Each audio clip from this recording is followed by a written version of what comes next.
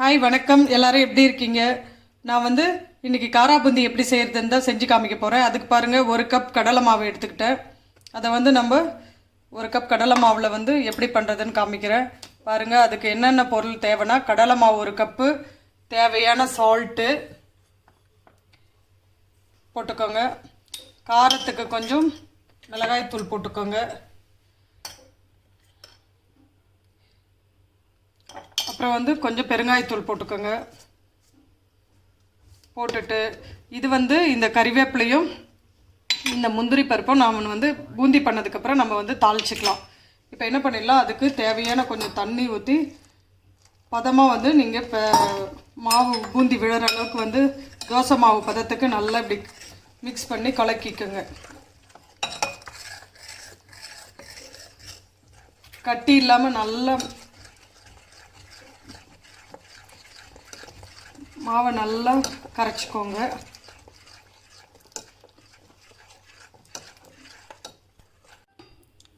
இங்கே பாருங்கள், மாவு வந்து நான் தோசை மாவு பதத்துக்கு நல்லா கரைச்சி வச்சுக்கிட்டேன்.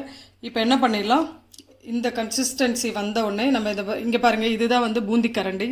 இதில் தான் நான் வந்து இன்றைக்கி வந்து பூந்தி பொரிக்க போகிறேன். பாருங்கள், அதுக்கு முன்னாடி ஒரு கடாயில் வந்து ஒரு பேனில் எண்ணெய் ஊற்றி நான் சூடு பண்ணி வச்சுருக்கேன். எண்ணெய் சூடாகிடுச்சு. இப்போ என்ன பண்ணலான்னா, இதில் வந்து நம்ம கரைச்சி வச்ச அந்த கடலை மாவு இருக்கு இல்லையா, அதை எடுத்து என்ன பண்ணிடலாம், இதில் ஊற்றிடலாம். பாருங்கள் எப்படி வந்து முத்தை வந்து கீழே பூந்தி விழுந்துட்டு இருக்கு. இது ரொம்ப ஈஸி. கடலை மாவு இருந்தால் நீங்கள் வந்து ஒரு 5 நிமிஷத்தில் வந்து இந்த பூந்தியை நீங்கள் செஞ்சு பார்த்துடலாம்.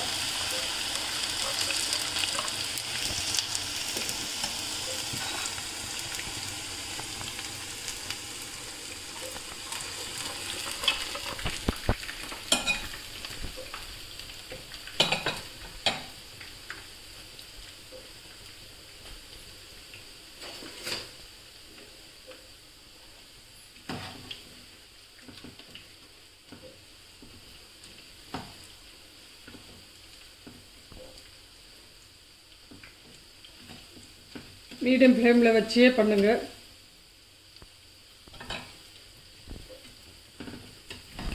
நல்லா பூந்தி வந்து நல்லா பாருங்கள், பபிள்ஸ் எல்லாம் அடங்கி நல்லா செவந்து வெந்த உடனே நம்ம வந்து வெளியில் எடுத்துக்கலாம்.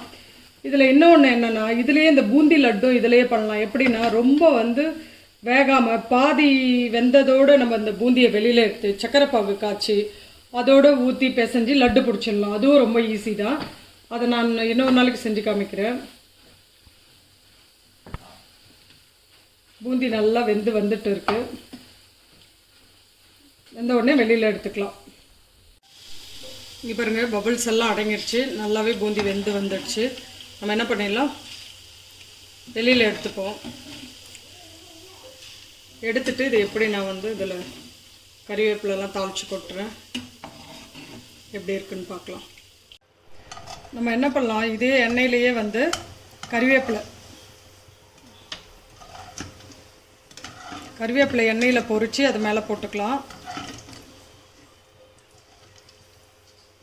அப்புறம் வந்து உங்களுக்கு பூண்டு வேணும்னா, நான் வாசனைக்கு இதோட பூண்டையும் நான் வந்து பொரித்து போட போகிறேன்.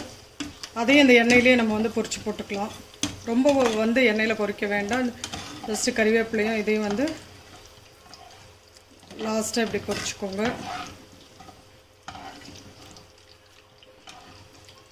அப்புறம் வந்து கொஞ்சம் வந்து முந்திரி பருப்பு,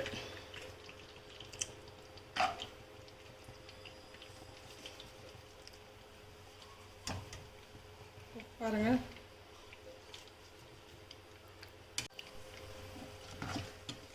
லாஸ்ட்டாக வந்து பூண்டு ஒரு 2-3 பல், அப்புறம் வந்து இந்த கறிவேப்பிலை, அப்புறம் நீங்கள் இந்த கடலை இருக்கு இல்லையா, அந்த கடலையை கூட நீங்கள் போட்டுக்கலாம். நான் வந்து என்ன பண்ணியிருக்கேன், இன்றைக்கி வந்து முந்திரி பருப்பு எண்ணெயில் போட்டு வறுத்து அதோடு மிக்ஸ் பண்ண போகிறேன். உங்களுக்கு என்ன நட்ஸ் இருந்தாலும் நீங்கள் போட்டுக்கோங்க, உங்களுக்கு டேஸ்ட் பிடிக்குதுன்னா.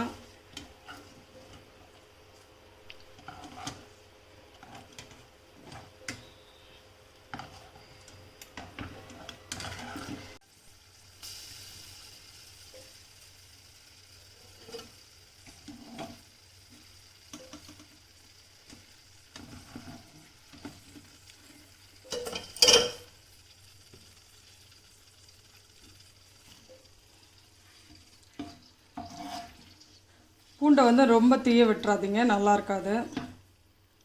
நல்லா வந்து அவ்வளோதான், நல்ல வாசனை வருது. இந்த பூண்டு வாசனை லைட்டாக வருது, முந்திரி பருப்பு இதெல்லாம் வந்து நம்ம மிக்ஸ் பண்ணிக்கலாம் இதோட.